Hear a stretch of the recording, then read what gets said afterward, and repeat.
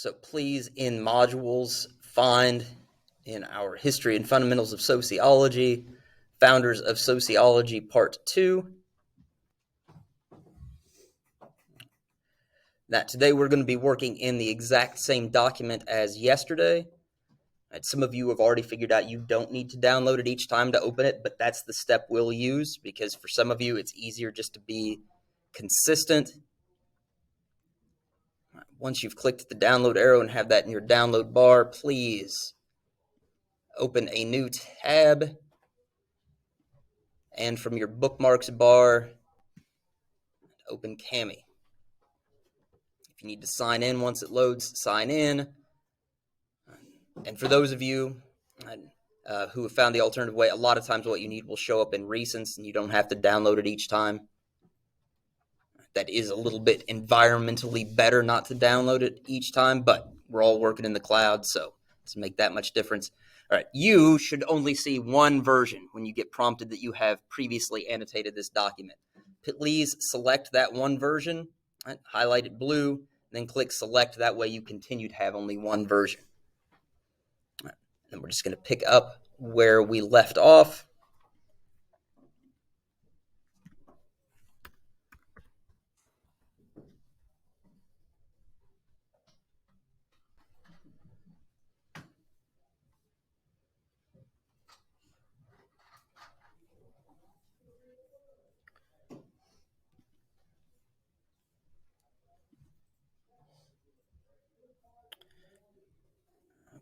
I believe this class made it all the way through Comp, and we were on Durkheim, correct? Halfway through Durkheim. All right. Okay, now I will tell you, for the benefit of my fifth hour sociology, theirs ended up being the recording that made the cut yesterday because something happened to ours and it cut off after about 6 minutes. We're just going to recap this really quick so I can have one recording. And not everybody has to suffer through me setting up Loom. All right, so remember, Durkheim is important for what seem like boring reasons, but are not. He was the first sociology professor because he was the first one to create a sociology department at a university. Sorry, Tatum. What is significant about that, in part, is that he trained other people to do sociological work so that we could have more studies and a better understanding. Through that training and through his own work, he made sociology a respected social science. His important work was crucial, especially his study of suicide, which we will spend a little more time with tomorrow, and which will probably result in me getting some emails from the counseling office as you guys end up doing Google searches for suicide. Don't worry about it. It happens every year. I explain what we're doing. All right. His key idea was the social fact.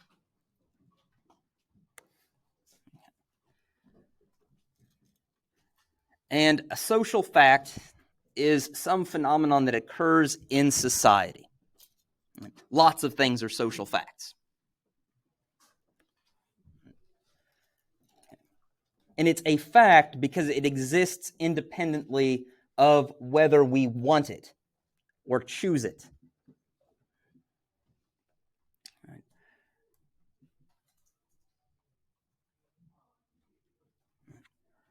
And it is coercive. Right? It shapes our behavior. Again, in ways we may not wish or consciously choose.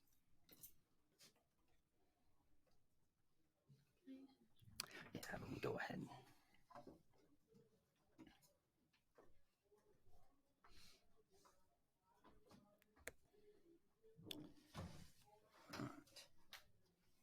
One way to think about this, we'll use this example, is about Christmas.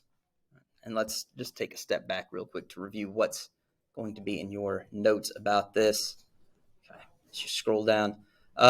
So as we watch this short video clip, I want you to write down 2 ways in which Christmas is a social fact.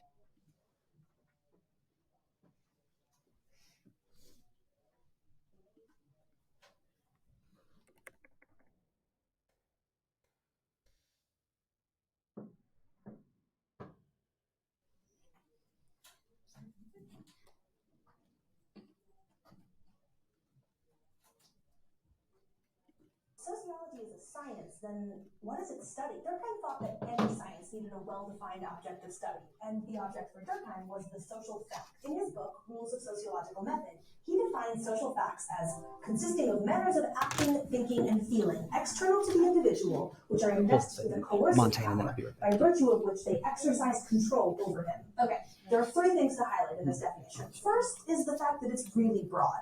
Social facts include everything from political systems to beliefs about right and wrong, to suicide rates, to holiday celebrations and archetypal. Second, notice that social facts are external to the individual. This might seem a little confusing. I mean, how can a way of thinking be external to a person? But what Durkheim means here is that social facts have a life outside of you or me. For instance, if you give gifts at Christmas, think for a second about why. That's not something that you came up with on your own. Giving gifts at Christmas wasn't your idea. It's a social fact with an existence that's external to you. If you don't celebrate Christmas, the strength of Christmas as a social fact in the US means you've probably already experienced the third thing that I want to highlight.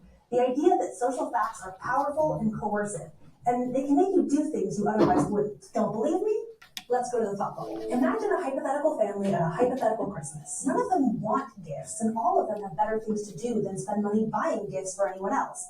In fact, none of them are even that committed to celebrating Christmas at all. And yet, come Christmas morning, there's a pile of presents under the tree. And there's a tree there in the first place. Why? Well, maybe no one was willing to say that they didn't want a gift, or maybe they all said that, but they each bought gifts anyway because they were afraid that the others would too. The point is, the specific explanation for the behavior in this family doesn't really matter. What's important is that we can see here the power of the social fact, even in a situation where no one directly involved believes in it. If that's not an external coercive power, I don't know what is. But this doesn't just happen with gift giving at Christmas. Social facts include all kinds of things. They help dictate how you interact with your neighbors and how you relate to society. Social facts and their coercive power represent a form of social cohesion, which points us back to our original question, how societies hold together and how they can go wrong. Thanks, Thought Bubble.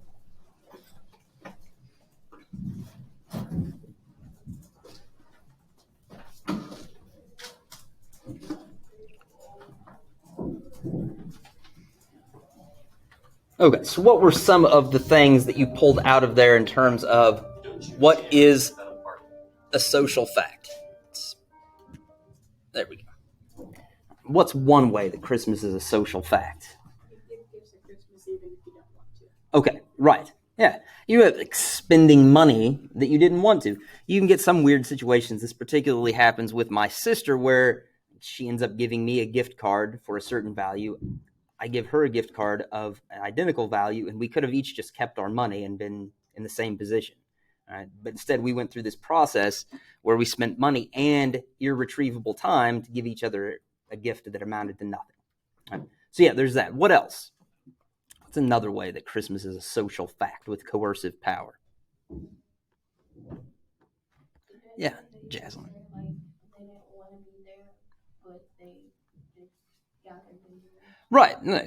It becomes this occasion where we are supposed to gather and we feel pressure to gather with family members. Yeah.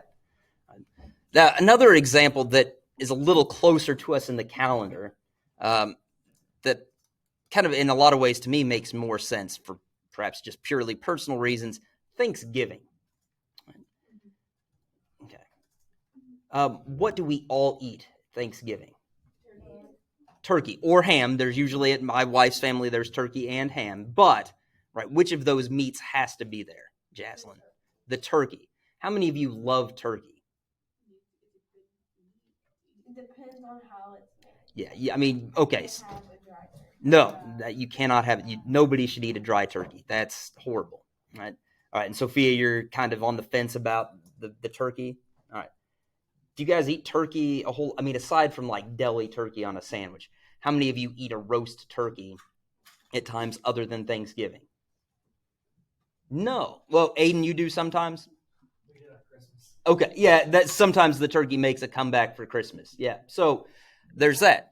For non-holiday purposes. Yeah, but for non-holiday purposes, like we don't roast a turkey, right? I don't really care for turkey. Like the dark meat is fine, and my father-in-law and I will divvy up the giblets because we're weirdos and we like those. But like I wouldn't eat turkey, and I certainly wouldn't go to the trouble of cooking it. It's a big, clumsy bird to cook in your oven without drying it out, Jaslyn. So, like, it'd be much better to do chickens, like a few chickens, right? Then, for one thing, you get multiple legs. Everybody likes chicken legs, right? Or at least my kids do. And there's not enough. A turkey only has 2 legs, and I have more than 2 children, and that causes problems, right? So, Thanksgiving also a social fact, right? One that has really weird coercive influences on society, right? Because you all buy a big bird, right? You're supposed to have a big bird, right? Turkeys aren't supposed to be that big, right? We have actually like selectively bred turkeys for long enough that they cannot make their own babies. Right? Every turkey you buy in the store was artificially inseminated, right? Because the males have breasts that are too big to allow them to make babies the normal way. Right? So think about that weirdness at Thanksgiving. You're welcome in advance. Right? You guys can all forward your thank you notes to me for that disgusting fact that's going to ruin your Thanksgiving to 2602 Edmond Street, St. Joseph, Missouri, 64501. That happens to be the address for this school. Okay. All right. Moving on. And some of you will never be able to move on from your teacher talking about the large breasts of turkeys and artificial insemination. It's okay. Get past it or don't. I have to move on. All right. Next up, Max Weber. You can call him Max Weber, but please at least call him Weber. And we do that because he's German. And I don't want you to think he invented the Weber grill. So, Max Weber also was crucial for shaping the field of sociologists and for training other experts in the field. But he is better known for 2 key contributions. The first, and for me the less interesting and less significant, is the idea of the ideal type. Exactly. Right? Type of anything. Right? But because he was a sociologist, he did have in mind a social phenomenon. I mean, the idea of the ideal type we kind of also get from Greek philosophy, but we're not going there. Right? I don't want to. Right. Okay. So, in this case, specifically because this is sociology, a social phenomenon. So, it could be a democracy. What would an ideal type democracy do? Right. Everyone votes all the time. Those votes translate into public policies in ways that really reflect what people want and benefit society. That's an ideal type. Now, we could throw in other elements. For the sake of simplicity, let's keep it there. Right? Okay, so you imagine this hypothetical ideal democracy, right, where people do what they're supposed to and the system works. And then you compare the real social phenomenon of an actual democracy to that ideal type. And if you do that, let's say that Max Weber was resurrected and studied America today, right? He would probably find some important deviations between the ideal type of a democracy and how yours actually works. Right? Because of things you're going to learn about if you haven't already in your government class: gerrymandering, the electoral college, first past the post voting systems, also known as single member simple plurality or single member district systems. Right? All of those things cause American democracy to deviate from the ideal, especially because they also tend to make people not want to vote, Rebecca. And so then we lose that participation because a lot of people realize voting doesn't matter.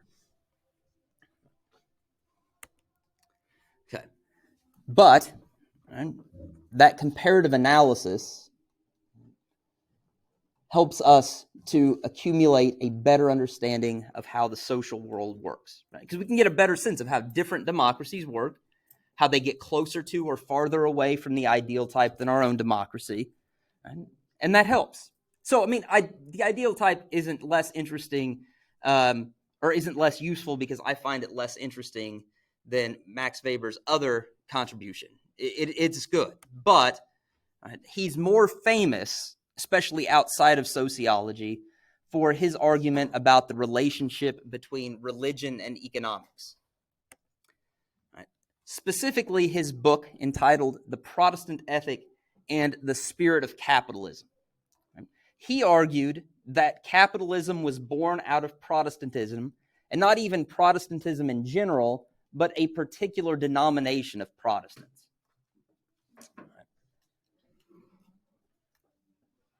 And for that, you guys get the benefit of being able to listen to the explanation in the voice of famous British actor Stephen Fry instead of me, through this informative cartoon from the British Broadcasting Corporation.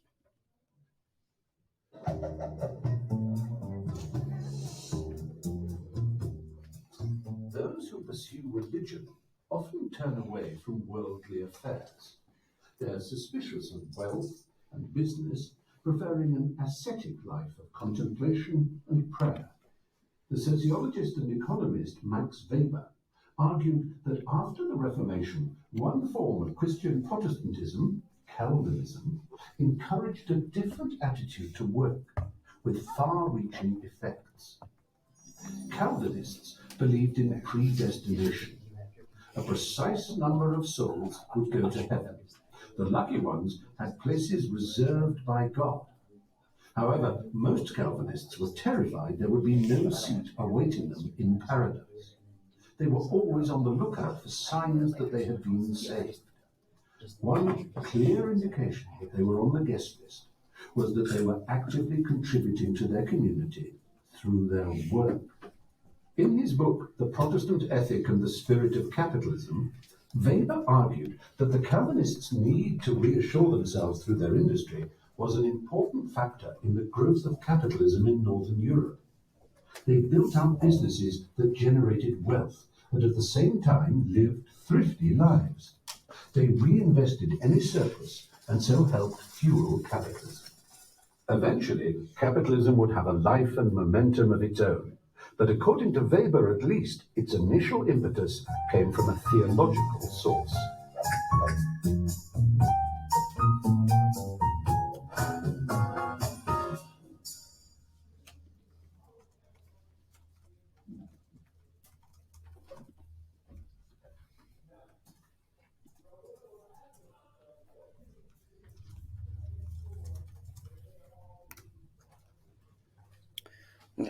And so that was the key, right? He showed how a particular religious belief held by Calvinists, right, that belief in predestination, led them to create capitalism, and because they believed that the accumulation of wealth on this earth was a sign that you were part of God's elect and that you got to go to heaven. Stephen Fry put it as doing good in your community, right, or important work in your community. That's not wrong, but the key link between Calvinism and capitalism was that connection between the accumulation of wealth, right, and successes in business and evidence that you were going to get to go to heaven when you died. And then, of course, from there, capitalism does take on a life of its own. That little head that popped up in the video and said, "And how?" That's Karl Marx. We'll get to him. You might even think we should mention him in this discussion of the founders, and we could, but he's got his own place later, so I'm not giving him short shrift. All right. Next up is Herbert Spencer. I like to refer to as Mr. Mutton Chops because of that dazzling facial hair. Okay, now Herbert Spencer is our only English sociologist we're going to talk about here. And I bring him up because to the extent that you'll see him ever again, and some of you will take sociology, maybe at Missouri Western, maybe somewhere else, and you'll learn something about Herbert Spencer, but a lot of it, unfortunately, is wrong because the guy kind of gets a somewhat undeserved bad rap. He's often referred to as a social Darwinist. Some of you may have learned about social Darwinism in at least your U.S. history course when you learned about the Industrial Revolution here. But just in case you haven't learned that yet or it wasn't covered in your course, social Darwinists are people who believe that the notion of survival of the fittest should not just be applied to the lower organisms in our world, but also to people. I mean, at the extreme of that, you get the Nazis in Germany, who believed in a master race that should dominate all others. because it was the most fit. At less extreme levels, social Darwinism is used to justify the gap between the living standards of the rich and the poor. It's the argument that the rich deserve their good place because they were smarter, better disciplined, harder working, whereas the poor also deserve their place because maybe they're not as smart, maybe they're lazier, right? Maybe they're more inclined to spend their money on booze and drugs and gambling. Right? And so both the rich and the poor deserve their places. And to be fair to critics of Herbert Spencer, he is actually the guy, not Darwin, who coined the phrase survival of the fittest. I mean, because he's doing his work at the same time. He's a contemporary of Darwin's. All right. And a lot of people, this is where they stop talking about Herbert Spencer. Right? And that's not really fair. What he actually believed was in a form of evolution, an evolution of entire societies. He thought that societies were going to evolve into better versions of themselves through capitalism, right, and the economic competition that goes with capitalism. All right, now, some of you are skeptical of this. That is a reasonable reaction. His argument was this: as countries, right, as states had to compete with one another in capitalism through economic competition, they would have to invest more resources in their people. Because as societies get more complex, as economics become more complex, as manufacturing, making things, services, right, especially if you think of today, way ahead of Herbert Spencer's time, right, computer programming, engineering microchips, right, all that stuff is really complicated. Right? In order to succeed in that kind of economic competition, you have got to invest money in educating your people. You need to make sure that they have access to nutrition and healthcare so that they grow up to their fullest potential. Because guess what? In other parts of the world, there's a term that you guys don't ever have to really hear about here that is tremendously important: disease burden. Disease burden, and especially in parts of South Asia and sub-Saharan Africa, knocks big chunks off of people's IQs, off of their intelligence potential, because they spend so much of their childhood with their body fighting off parasites and infections, right, and not being able to devote that energy to making good neural connections, right, and developing their brains to their fullest potential. Malnutrition does the same thing. Right? So the idea was societies are going to have to make sure that they get rid of a lot of those diseases and that their children have access to nutrition, or they're going to fall behind in competition. The idea here is not that capitalism is nice and not that states love their people, but states will have to do these good things in order to compete. And because of that, Spencer argued, the poor were going to suffer in the short term. Because again, we don't get to microchips and software programming anything like close to Herbert Spencer's lifetime. But over time, he predicted that societies would become more peaceful and more free in the future as their governments had to care more about their development as human beings. Okay, let's stop there, which is too bad because we're almost finished. Okay.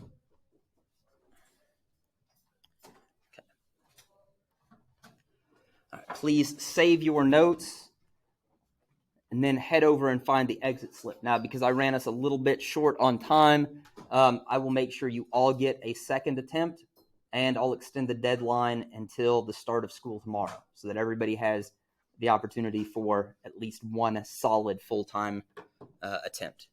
Okay. Any questions? All right. Thank you, guys.